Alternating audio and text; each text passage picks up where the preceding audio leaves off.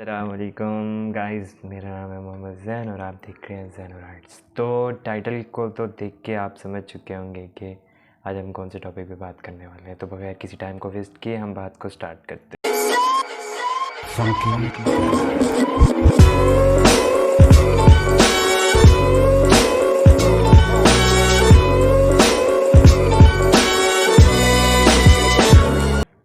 तो बात एक सिनेरियो से स्टार्ट करते हैं कि प्रीमियर कंपनी है यूएसए की फूड कंपनी है। तो पिछले साल उनकी डिमांड बहुत ज़्यादा थी, बट उनकी मैन्युफैक्चरिंग बहुत कम थी, उनके पार्टनर्स बहुत कम थे, जिसकी वजह से उनको काफ़ी लॉस हुआ। उनके इन्वेस्टमेंट बहुत कम थी उस चीज़ पे, उनकी डिमांड काफ़ी ज़्यादा हो गई थी। वो अब इस साल को बेहतर करने के लिए उन्होंने सोचा कि अब हम कुछ करते हैं, लेकिन उनको ये समझ नहीं आ रही थी कि हम कहाँ पर अपने एम्प्लॉयज़ को ज़्यादा करें, कौन सी जगह को फुलफ़िल करें जहाँ पर हमें लॉस ना हो। तो फिर उन्होंने फ़ैसला किया कि डेटा पिछले साल का निकालते हैं। पिछले साल का डेटा उन्होंने निकाला। फिर इधर आता है डेटा एनालिस्ट का काम। डेटा एनालिस्ट ऐसा रोल है जो डेटा को इस तरह का एनालाइज़ करके, इस तरह से बना के अपने स्टॉक होल्डर्स, कंपनी के जो मैनेजर होते हैं, स्टॉक होल्डर्स होते हैं, जो सामान वगैरह की देखभाल करते हैं, लाइक कोई भी हो गया, तो उनको दिखाते हैं कि देखें आपका यहाँ पर डेटा के मुताबिक आपने ये सामान कम मंगवाया और बट इसकी सेल ज़्यादा थी। आप ये सामान आपने ज़्यादा मंगवाया बट इसकी सेल कम थी। तो वो सारा स्टॉक होल्डर्स को दिखा देता है कि आपने कहाँ कहाँ मिस्टेक की। और आजकल सब कंपनीज़ के पास डेटा है और सारी कंपनीज़ चाहती हैं कि हम मुकाबले में आगे हों। तो फिर इधर आता है डेटा एनालिस्ट का काम। वो डेटा एनालिस्ट उनको रहनुमाई करता है, उनको रास्ता दिखाता है, उनको बताता है कि आपने कहाँ कहाँ मिस्टेक की, कहाँ कहाँ गलती की। और ये काफ़ी डिमांड वाली स्किल है। तो मैं आपको आज सारी बताऊंगा कि हम डेटा एनालिस्ट कैसे बन सकते हैं 2022 में। अब 2023 लगने वाला है, तो अभी भी अगर हम इस वक्त भी हमें डेटा एनालिस्ट का नहीं पता, तो कम से कम हमें इन्फॉर्मेशन ही हो कि ये स्किल क्या काम करती है और इसकी क्या रोल है। तो इसके बारे में मैं आपको डेटा एनालिस्ट के बारे में रिस्पॉन्सिबिलिटीज़ बताऊंगा, प्री रिक्वायरमेंट्स बताऊंगा, जॉब प्रोफाइल बताऊंगा, स्किल बताऊंगा, कैसे रेज्यूमे बनाएं कंपनीज़ में अप्लाई करने के लिए, कैसे कौन कौन सी कंपनीज़ हायर करती हैं, और मैं ये बताऊंगा कि कौन कौन सी कंपनी आपको हाई पेड डेटा एनालिस्ट को रिक्वायर करती हैं। तो मेरे साथ बने रहिएगा, इंशाल्लाह आपका हाथ पकड़ के आपका भाई आपको आज बताएगा। तो चलते हैं लैपटॉप के स्क्रीन पे, उसमें मैं आपको A to Z रिस्पॉन्सिबिलिटीज़ बताऊंगा डेटा एनालिस्ट के बारे में। हाँ तो गाइस, हम रोड मैप पर आ चुके हैं और रोड मैप में सबसे पहले हम रिस्पॉन्सिबिलिटीज़ के बारे में बात करते हैं कि डेटा एनालिस्ट की कौन कौन सी रिस्पॉन्सिबिलिटीज़ होती हैं। तो सबसे पहले क्लासीफाई की बात करते हैं। डेटा एनालिस्ट बेसिकली डेटा को क्लासीफाई करता है, असेंबल करता है, क्लीन करता है, इंटरप्रेट करता है, उसका ये रोल होता है। एंड देन फिर बात करते हैं प्री रिक्वायरमेंट्स के बारे में। Pre requirements mathematics and statistics.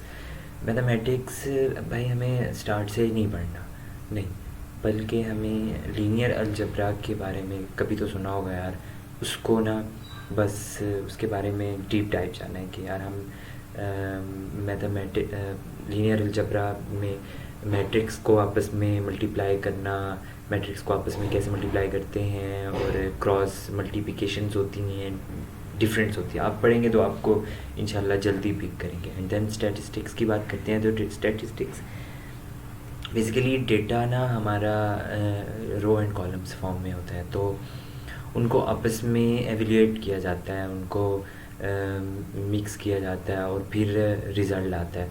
तो स्टैटिस्टिक्स ग्राफ्स वगैरह और आपस में कैसे रिलेशंस होती हैं डेटा की, तो स्टैटिस्टिक्स के मुताबिक स्टैटिस्टिक्स के ज़रिए हम डेटा की रिलेशनशिप को जान सकेंगे। एंड देन तो bachelor degree actually minimum companies में रेफ़र करती है कि यार बैचलर डिग्री लाजमी है, चाहे वो सीएस में हो, चाहे वो आईटी की किसी फॉर्म में हो, चाहे वो इंग्लिश में हो, उसमें हो, बायो में हो, बट बैचलर हो। और उसके अलावा हम आर्ट्स वाले को भी वो प्रेफर कई कंपनीज़ करती हैं। ऐसी बात नहीं है कि बैचलर वाला ही फ़र्ज़ है, नो, आर्ट्स वाले भी अप्लाई कर सकते हैं अगर उसके पास स्किल होगी ये सारी जो मैं अभी बताने वाला हूँ, तो इंशाल्लाह वो उसको प्रेफर करेंगे, ज़रूर करेंगे। एंड देन जॉब प्रोफाइल की बात करें तो जॉब प्रोफाइल में मार्केटिंग में ये ज़्यादातर डिमांड है, रिसर्च में डिमांड है, और ऑपरेशंस एंड एनालिस्ट में डिमांड है, डेटा एनालिस्ट की। तो बात करते हैं स्किल्स के बारे में। स्किल्स सबसे पहले आता है एक्सेल। एक्सेल आम एक्सेल नहीं, हमें एक्सेल में एक्सेल फंक्शंस आने चाहिए, पिवट टेबल्स आने चाहिए, डैशबोर्ड्स बनाना आना चाहिए, एक्सेल मैक्रोज एंड वीबीए बनाना आना चाहिए। तो ये हमारे लिए काफ़ी बेनिफिट होगा कि एक्स्ट्रा एज मिलेगी हमें एक्सेल में। तो उसके बाद सीक्वल की बात करते हैं। सीक्वल भी आम नहीं आना चाहिए। सीक्वल स्ट्रक्चर क्वेरी लैंग्वेज है मेन डेटा एनालिस्ट का वर्क, जो डेटा को असेंबल करता है, कैसे उसके पे काम करता है, तो सीक्वल आना काफ़ी लाजमी है। तो डेटा सीक्वल में मेन जो टॉपिक्स हैं, डेटा टाइप्स है, नॉर्मलाइजेशन है, डी नॉर्मलाइजेशन, इंडेक्सिंग है, क्वेरी ऑप्टिमाइजेशन है, एंड देन प्रैक्टिस करोगे तो भाई चीज़ को ऐसे तुम लोग रट लोगे। तो फिर बात करते हैं प्रोग्रामिंग लैंग्वेज के बारे में। प्रोग्रामिंग लैंग्वेज यार जो बेसिकली डेटा एनालिस्ट के रोल में होता है वो ज़्यादातर पाइथन, आर और सास, ये मुख्तलिफ़ कंपनीज़ होती हैं, मुख्तलिफ़ कोई कंपनी पाइथन को प्रेफर करती है, कोई आर को, और ये कोई ऐसा। तो मैं अपने पर्सनल अगर आपको बताऊं तो पाइथन बेस्ट है फॉर बिगिनर के लिए, कि वो पाइथन सीख लेना बस भाई, उसके लिए बाकी कोई इशू नहीं होता। एंड देन अगर पाइथन में एक्स्ट्रा लाइब्रेरीज पांडास और नमपाई के बारे में भी वो जान ले तो उसके लिए एज है कि यार वो सीखने में थोड़ा ज़्यादा माहिर हो जाएगा। फिर उसके बाद बात करते हैं visualization tools. Visualization tools basically Tableau और पावर बीआई एक ऐसे सॉफ्टवेयर्स हैं, इसमें हम डेटा को इस तरह से असेंबल करके विजुलाइज करके ऐसे ही एक ही स्क्रीन के ऊपर, जैसे ये एक ही स्क्रीन है, ऐसे एक ही स्क्रीन के ऊपर सब कुछ वो डिफ़ाइन कर रहे होते हैं डेटा के, चाहे वो 3 साल का डेटा हो, चाहे वो 4 साल का डेटा हो, वो सब के सब एक ही चीज़ में मतलब ग्राफ के शेप में वो आपको दिखा रहे होते हैं। मैं आपको एक अपना प्रोजेक्ट दिखाता हूँ तो आपको समझ आ जाएगी। तो ये देख सकते हैं कि मैंने पावर बीआई से एक प्रोजेक्ट बनाया। मुझे 4 साल का डेटा वो दिखाएगा, जिसमें वो सेल अपनी दिखाएगा, quantity, delivery days, return orders, और उसके अलावा सम ऑफ सेल्स एंड सेगमेंट्स, मतलब कहाँ कहाँ उसकी सेल हुई, होम ऑफिस में, कॉरपोरेटर में, कंज्यूमर में। फिर उसके अलावा टॉप 10 कस्टमर मुझे बताएगा कि यार ये कौन कौन से टॉप 10 कस्टमर हैं, और टॉप 5 प्रॉफिट प्रोडक्ट बताएगा कि कौन से 5 प्रोडक्ट जिसने आपको सबसे ज़्यादा फ़ायदा दिया। एक्चुअली ये ग्लोबल सुपर स्टोर का विजुलाइजेशन है। एंड देन टॉप 5 लॉस्ट मतलब कौन से प्रोडक्ट पे लॉस्ट हुआ। फिर उसके अलावा ये मुझे मैप दिखा रहा है कि यार कौन कौन सी जगह पे आपकी सेल ज़्यादा हुई। ये देखें डार्क लाइट ये सब कुछ बता रहा है। लेकिन यूँ इसको जैसे प्रेस किया सब कुछ डिफरेंट हो गया, क्योंकि वो सेल बता रहा है ना हर साल की। ये देखिए देन इसके हर साल में एक अलग डेटा की विजुलाइजेशन हो रही है। तो बेसिक काम यही है पावर बीआई टैब्लियो का। तो सॉफ्ट स्किल की बात करते हैं तो सॉफ्ट स्किल में आता है communication, time management, problem solving skill. ये बहुत बेस्ट चीज़ है। अगर ये चीज़ें आपको आती हैं, अगर ये नहीं आती तो इन चीज़ों का फ़ायदा ही नहीं है, क्योंकि आप अगले को बताएंगे कैसे। आप अपनी कंपनी के जो मैनेजर होगा या फिर स्टॉक हेड होगा उसको आप कैसे बताएंगे कि यार आपकी डेटा में ये प्रॉब्लम है। अगर आपको कम्युनिकेशन स्किल नहीं आती, आप में ये प्रॉब्लम्स हैं, तो फिर तो आप बस घर में ही बैठो। एंड देन इंटरव्यूज़ की बात करते हैं। तो इंटरव्यूज़ में लॉजिकल, टेक्निकल और एचआर 3 राउंड्स होते हैं। तो टेक्निकल में ज़्यादातर ना सीक्वल के बारे में पूछा जाता है, स्ट्रक्चर क्वेरी लैंग्वेज के बारे में, इसके टेबल्स के बारे में, पिवट टेबल्स हो गए, इसके फंक्शंस वगैरह, इसके सीक्वल के बारे में ज़्यादातर पूछा जाता है। और लॉजिकल के बारे में टेक्निकल स्किल्स के बारे में पूछा जाता है। और कोई ऐसा सवाल पूछा जाएगा कि ये जो रूम है इसमें कितनी बॉल्स आ सकती हैं, ऐसे ऐसे सवाल किए जाते हैं लॉजिकल राउंड में।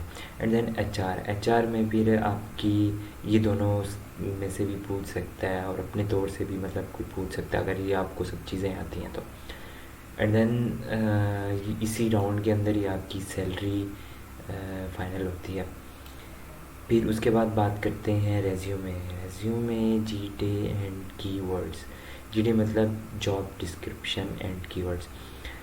यार जिस भी जॉब में अप्लाई करो ना तो उसकी पहले ना डिस्क्रिप्शन देख लेना यार कि यार किस टाइप की डिस्क्रिप्शन उसने दी हुई है, क्या वो नीड कर रहा है। मतलब जॉब हर कंपनी का जो अप्लाइंग बोर्ड होता है वो अपनी नीड भी बता रहा होता है कि यार हमें ये बंदा चाहिए। तो उसको देखकर आप अपने अगर कीवर्ड्स लिखेंगे, उसको देखकर जो जो वो चाह रहा है वो वही आप अपने रेज्यूमे में लिख रहे हैं जिससे उसका वास्ता है, तो फिर बेस्ट है। एंड देन प्रोजेक्ट की बात करें, प्रोजेक्ट ये चीज़ें अगर आपको आती है ना भाई बस, तो फिर आप मार नहीं खाने वाले इंशाल्लाह ताला। प्रोजेक्ट्स अच्छे बनाओ, आपको मैं फिर बताऊंगा प्रोजेक्ट के बारे में आगे इंशाल्लाह। फिर सर्टिफिकेशन की बात करें तो सर्टिफिकेशन यार गूगल भरी पड़ी है यार, वो फ्री सर्टिफिकेशंस कोर्सेज दे रहे हैं, आप जाके करो।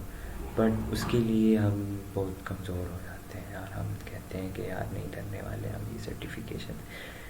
बट यार वो तुम्हारी स्किल देखेंगे, वो भी प्रूफ के तौर के ऊपर के यार तुमने ये चीज़ें सीखी तो हैं, और तुम्हारे पास क्या प्रूफ है? ये सर्टिफिकेशन तुम्हारे पास प्रूफ है कि यार तुम सीख कर आए हो और तुम्हारे रेज्यूमे के ऊपर सर्टिफिकेशंस के बारे में लिखा हुआ है कि मैंने माइक्रोसॉफ्ट के ऊपर सर्टिफिकेशन की, कोर्सेरा पे सर्टिफिकेशन की, फ़िलान कोर्स के अंदर। तो बस भाई बेस्ट है। वर्क एक्सपीरियंस की बात करें, वर्क एक्सपीरियंस आप यार प्रोजेक्ट के बारे में बता सकते हैं कि यार मैंने कौन कौन सा प्रोजेक्ट बनाया, कैसे कैसे प्रोजेक्ट बनाया, क्या क्या उसके कौन कौन से उसके कंक्लूजन्स निकले, अपने कंक्लूजन्स बता सकते हो डेटा के बारे में। और फिर बात करते हैं जॉब एंड सैलरी के बारे में। यार जॉब पहले बताते हैं जॉब के बारे में। लिंक्डइन बेस्ट है पाकिस्तान में यार, इसको तुम लोग लिंक्डइन पे एक अकाउंट बना लो सब, अगर जिस चीज़ का बना है तो बेस्ट है, नहीं बना तो यूट्यूब से देख लो यार कि कैसे बनाते हैं लिंक्डइन का अकाउंट। उसके ऊपर सर्टिफिकेशन भी लगा सकते हो, अपने प्रोजेक्ट्स भी लगा सकते हो, अपने वर्क एक्सपीरियंस भी बता सकते हो, अपना कौन से जॉब रोल में हो वो भी बता सकते हो। फिर उसके बाद आता है Glassdoor, rosie.com, Indeed, और इससे और भी ज़्यादा वेबसाइट्स हैं जिससे हम अपनी मनपसंद जॉब्स को फाइंड कर सकते हैं। एंड देन ये जो कंपनीज़ मैंने यहाँ पर मेंशन की हुई हैं ये तकरीबन 10 से 12 लाख रुपए पर मंथ पेड कर रही हैं डेटा एनालिस्ट को।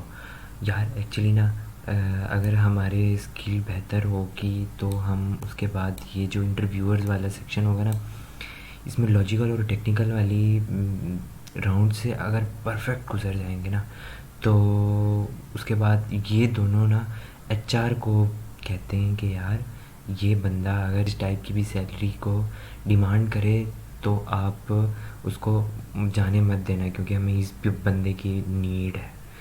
तो जब हमारी ये सारी स्किल्स बेहतर होंगी तभी हम इंटरव्यूअर्स वाले सेक्शन को पास कर सकते हैं। काफ़ी बंदे ऐसे भी होते हैं कि एक ही फील्ड में एक ही उनका काम होता है पर होते बंदे दो हैं, एक बंदे की 10 लाख सैलरी होती है और एक बंदे की 5 लाख सैलरी होती है। बिकॉज ऑफ दिस, क्योंकि वो इस सेक्शन में अपने आप को फुल प्रूफ कर चुके होते हैं इन दोनों के सामने। तो बस फिर यहीं पर अपनी वीडियो को ख़त्म करते हैं। और अगर आप मेरी वीडियो के लंबी वीडियो के एंड तक आ चुके हैं तो लाइक और सब्सक्राइब ज़रूर कर दीजिएगा। और इसके अलावा मैं इंशाल्लाह नेक्स्ट वीडियो में आपको रिसोर्सेज बताऊंगा सारे जो जो मैंने अभी आपको मेंशन किए हैं, इसके रिसोर्सेज बताऊंगा। अभी दीजिए इजाज़त, फिर मिलते हैं इंशाल्लाह नेक्स्ट वीडियो में। अल्लाह ना के पान।